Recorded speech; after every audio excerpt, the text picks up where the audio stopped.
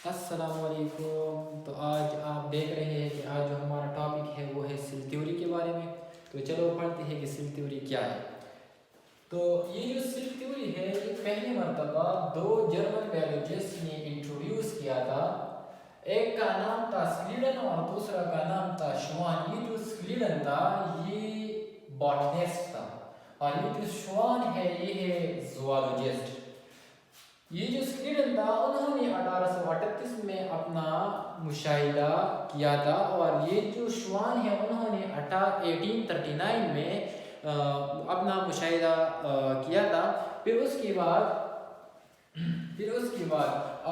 अगर आप लोगों से पूछा जाए कि ये जो स्लीडन और श्वान ने सेल थ्योरी को इंट्रोड्यूस किया था किस चीज़ की बुनियाद पर, तो आप कह सकते हैं कि स्लीडन और श्वान ने 1838 और 1839 में सेल थ्योरी इंट्रोड्यूस किया था और किस चीज़ की बुनियाद पर, अपनी मुशाहिदे की बुनियाद पर उन्होंने सेल थ्योरी इंट्रोड्यूस किया था। तो आज हम पढ़ेंगे कि main points of cell theory क्या क्या है।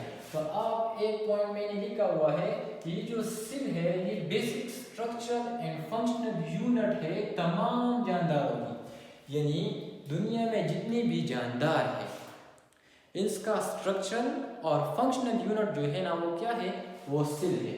तो फिर उसके बाद दूसरी पॉइंट की तरफ मैं आऊँगा। फिर आप लोगों के लिए मैं इसका स्टेटमेंट लिखूँ। All organism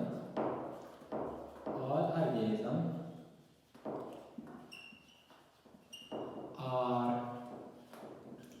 made of from one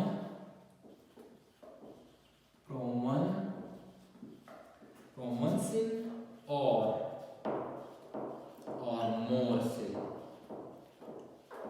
more cell ये पॉइंट जो है ना वो कह रहा है कि तमाम जानदार जो बने हैं वो या तो एक सेल से बने हैं या एक से ज्यादा सेलों से बने हैं। तो हम कह सकते हैं कि वो जानदार जो एक सेल से बने होते हैं उसे हम नाम देते हैं, या तो वो क्या होगी, वो यूनिसेलुलर होगी। यूनिसेलुलर वो जानदार जो एक सेल से मिलकर बने होते हैं उसे हम कहते हैं यूनिसेलुलर, और जो ज्यादा सेलों से मिलकर बने होते हैं उसे हम नाम देते हैं मल्टीसेलुलर ऑर्गेनिज्म। तो ये पॉइंट कह रहा है कि तमाम जो जानदार है या ये तो एक सेल से बने होते हैं या ज्यादा सेलों से बने होते हैं, तो हम कह सकते हैं it's may be unicellular and multicellular. या तो ये मल्टीसेलुलर होंगी या यूनिसेलुलर होंगी, या ये एक सेल से मिलकर बने होते हैं या एक से ज्यादा यानी ज्यादा सेलों से मिलकर बने होते हैं। तो या ये यूनिसेलुलर होगी या मल्टीसेलुलर होगी, मल्टीसेलुलर। तो फिर उसके बाद ये जो तीसरा पॉइंट है, तीसरा पॉइंट मैं लिखूंगा कि all new cell arise from pre-existing cell।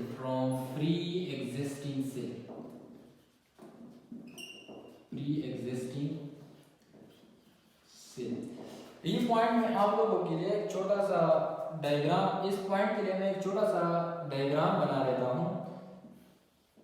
ये हुआ हमारे पास प्री एग्जिस्टिंग सेल।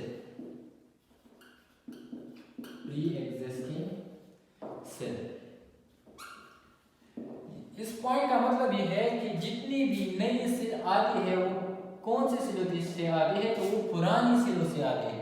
ये जो प्री एग्जिस्टिंग सेल है इसे आप ओल्ड सेल्स भी कह सकते हैं। ये प्री एग्जिस्टिंग सेल यानी पुरानी सेल, ये जितनी भी नई सेल्स आती है वो पुरानी सेलों से आती है। तो ये एक प्री एग्जिस्टिंग सेल है, इससे दो सेल आए जिसे हम न्यू सेल्स कहते हैं।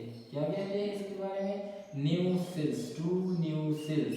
तो जितने भी सेल्स है वो, जितने भी नए सेल्स है वो किससे आए होंगे, वो पुरानी सेलों से आए होंगे। ये भी एक पॉइंट है सेल थ्योरी में।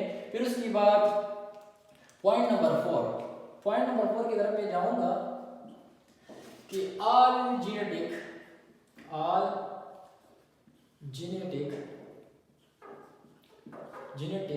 information,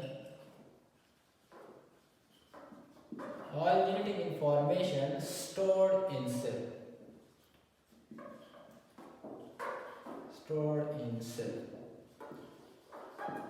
तो ये पॉइंट ये है कि जीन्स के हवाले से जितनी भी मालूमात है वो किधर होंगे, वो आपको मिलेंगे सेल के अंदर।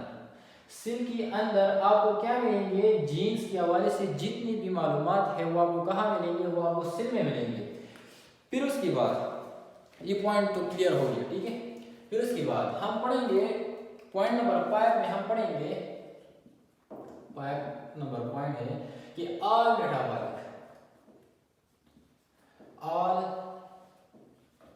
Metabolic reactions occur in cell. All metabolic reaction occur in cell. ये पॉइंट नंबर 5 ये कह रहा है कि जितनी भी मेटाबॉलिक रिएक्शन है वो किधर होंगे, वो होंगे सेल के अंदर होंगे। जितनी भी मेटाबॉलिक रिएक्शन है वो किधर होंगे, वो सेल के अंदर। तो आज हमने पढ़ा कि सेल थ्योरी को किसने इंट्रोड्यूस किया था, फिर उसके बाद हमने main points of cell theory भी पढ़े। फिर उसके बाद मेरे जहन में एक पॉइंट आता है सेल थ्योरी के बारे में। इस सेल थ्योरी को दूसरा नाम भी दिया गया है, इसे कहते हैं सेल डॉक्ट्राइन। ये सेल थ्योरी आपको सेल डॉक्ट्राइन के नाम से भी किताबों में मिलेंगे।